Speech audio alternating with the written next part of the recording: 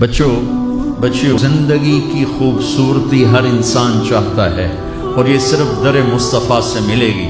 ایک اچھا بیٹا، پہلی شکل ہے اچھا بیٹا، اور میرا نبی کہہ رہا ہے کاش میرے ماں باپ زندہ ہوتے، اور نہیں تو میری ماں زندہ ہوتی تو تم دیکھتے میں کیا کرتا۔ میں عشاء کی نماز کے مصلی پہ ہوتا اور میں سورۃ فاتحہ پڑھ رہا ہوتا، اور ادھر سے میرے گھر سے میری ماں مجھے کہتی محمد، تو میں ماں کے لیے نماز توڑ دیتا۔ میں ماں کے لیے نماز توڑ دیتا۔ اور میرے نبی سے پوچھا گیا یا رسول اللہ قیامت کب آئے گی؟ یہ بچیاں غور سے سنیں، سارے سنو پر یہ خاص طور سے سنیں۔ آپ نے کہا اللہ کو پتہ ہے۔ کہ یا رسول اللہ کوئی نشانی بتا دیں۔ تو آپ نے کہا جب بیٹیاں بھی ماؤں کو ذلیل کریں گی تو قیامت آئے گی۔ جب بیٹیاں بھی ماؤں کو ذلیل کریں گی تو قیامت ان تلد الامۃ ربتہا۔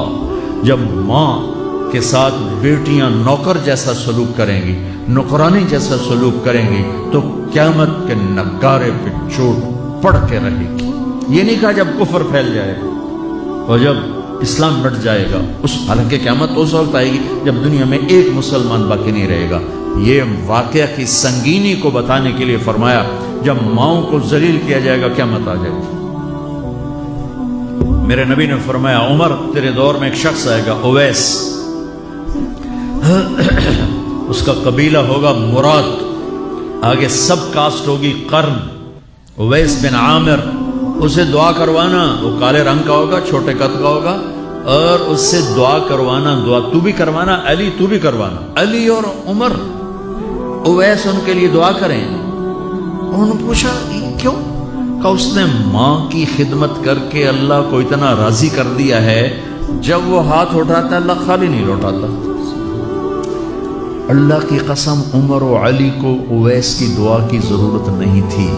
امت کو پیغام دینا تھا کہ مائیں ذلیل ہو رہی ہیں آج، اور باپ جوان اولاد سے چھپتے پھر رہے ہیں، تو میرے رب میرے نبی نے یہ آگے پیغام دینا تھا کہ نبی ہو کر رسول ہو کر کہہ رہے ہیں کاش ماں ہوتی تو میں اس کے لیے نماز توڑ دیتا۔ آپ کو 8 عورتوں نے دودھ پلایا والدہ سمیت، ان میں ایک ایمن بھی ہیں، آپ کے والد کی باندھی۔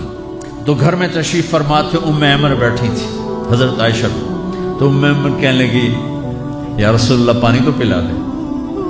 تو اللہ کے نبی ایک دم اٹھے، تو حضرت عائشہ ناراض ہو گئی، ایمن اللہ کا رسول کو کہتی پانی پلا، تو اور کیوں نہ کہوں میرا بیٹا ہے، میں نے دودھ پلایا۔